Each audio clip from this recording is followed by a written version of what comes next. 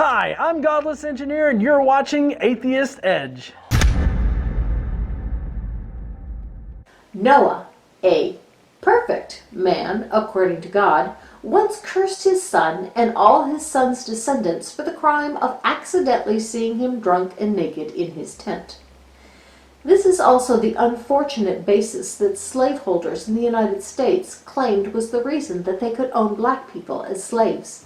They claimed that black people were the descendants of Ham, the cursed son, and since the curse was, well, let's just read the passage. Genesis 19:18-27.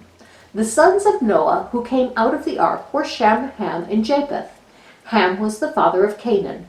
These were the sons of Noah, and from them came the people who were scattered over the whole earth. Noah, a man of the soil, proceeded to plant a vineyard. When he drank some of its wine, he became drunk and lay uncovered inside his tent. Ham, the father of Canaan, saw his father naked and told his two brothers outside. But Shem and Japheth took a garment, laid it across their shoulders, and walked in backward and covered their father's naked body. Their faces were turned the other way so they would not see their father naked. When Noah awoke from his wine and found out what his youngest son had done to him, he said, "Cursed be Canaan! The lowest of slaves will he be to his brothers." He also said, "Praise be to the Lord, the God of Shem. May Canaan be the slave of Shem. May God extend Japheth's territory. May Japheth live in the tents of Shem, and may Canaan be the slave of Japheth." First of all, what did Ham do? He saw his father naked.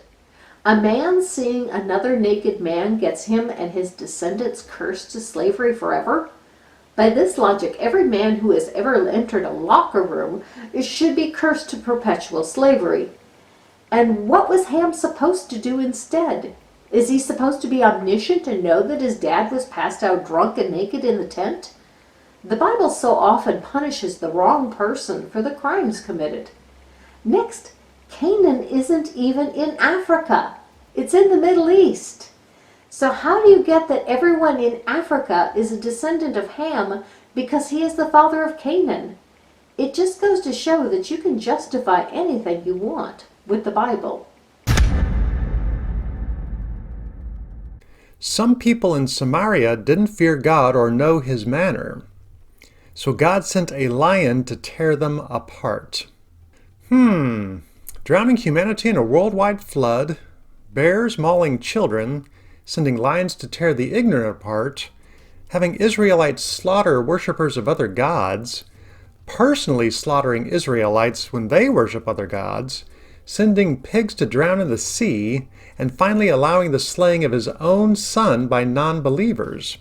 Sounds like this Yahweh/Jesus could use a seminar on effective management skills. The country of Spain translates more books into Spanish in a single year than all of the books translated into Arabic in the last 1,000 years.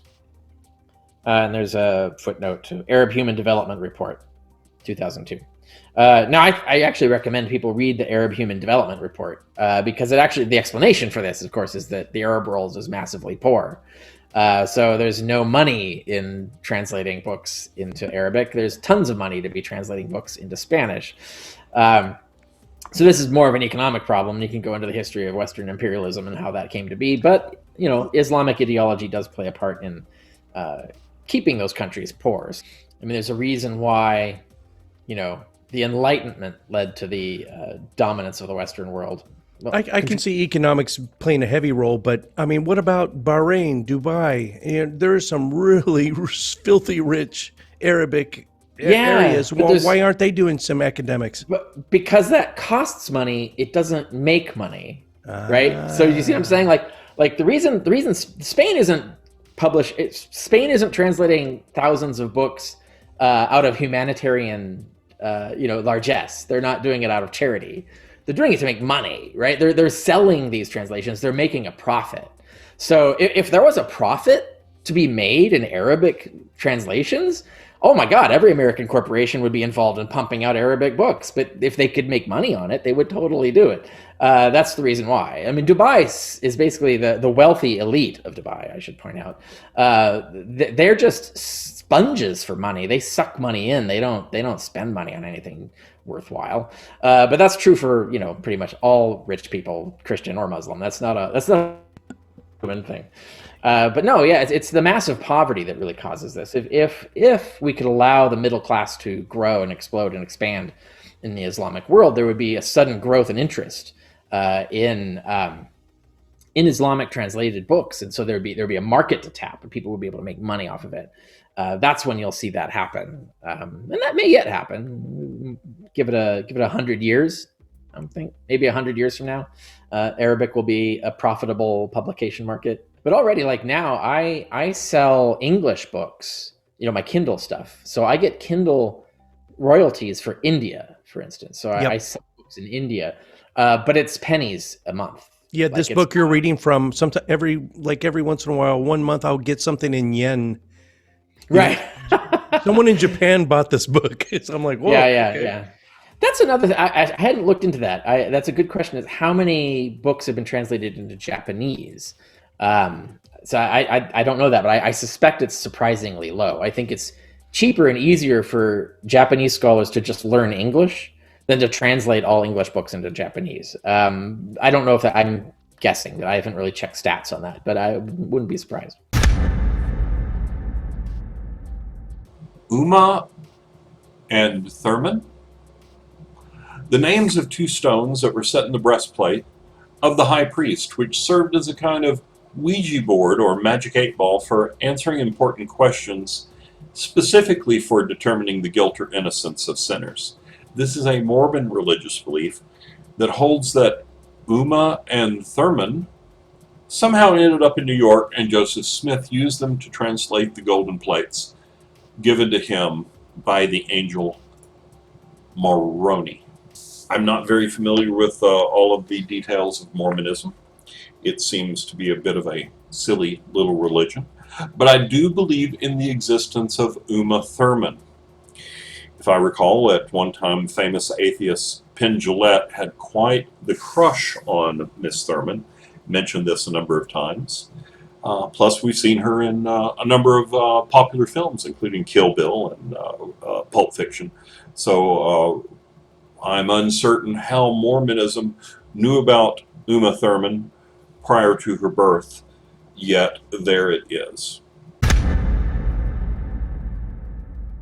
You think a loving God would allow 21,000 people per day to die of hunger? The current stats are higher than when Jim's book was published.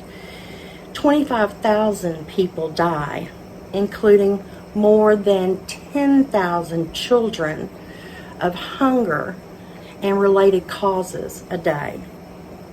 Some 854 million people worldwide are estimated to be undernourished, and high food prices drive another 100 million into poverty and hunger. Some people die of starvation because other people are greedy. Jesus commands in the Christian faith that everyone is to feed the hungry, clothe the naked, take care of the sick, yet some people choose to do nothing. And the consequences of their selfishness falls not unto themselves, but the people who are supposed to be their brethren. So is it our fault that we're not tending to the world's hunger problem? If you think about it, let's see, I've been graduated from college since 2008. Yes, I was a late person finishing college. GMO was just starting then, and it was supposed to solve this problem on our planet of food deprivation and have enough food that it would feed the entire world. And now we are seeing these, 12 years later, that there are issues with the GMO. A lot of people don't want to consume it. I don't understand. Did God just overlook this in his plan? Or as we as humans, have we fallen short? But I cannot believe for a nanosecond that God didn't see this. For 700 years, no one who took part in administering exquisite tortures and creative murders ever doubted that their actions were not justified by their Bible. Think about that. Well, yeah, I mean, I guess that the point of that is you can rationalize whatever the fuck you want to rationalize. Yeah, I'm doing this horrible thing to another human being, but the G-Dog would really appreciate that I was doing this. It's all good.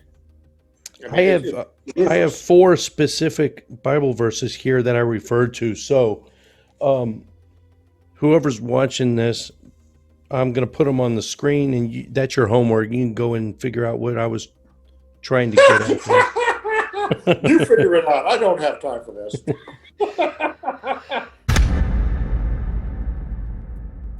No, this isn't a conspiracy theory, but it damn sure sounds like one.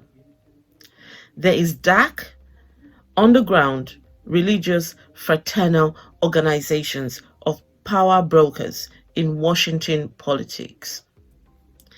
An immensely powerful and mostly unknown Christian political group known as the Family believes that converting the rich and powerful is the most effective method to win the nation for Jesus, as opposed to focusing on the poor and underprivileged.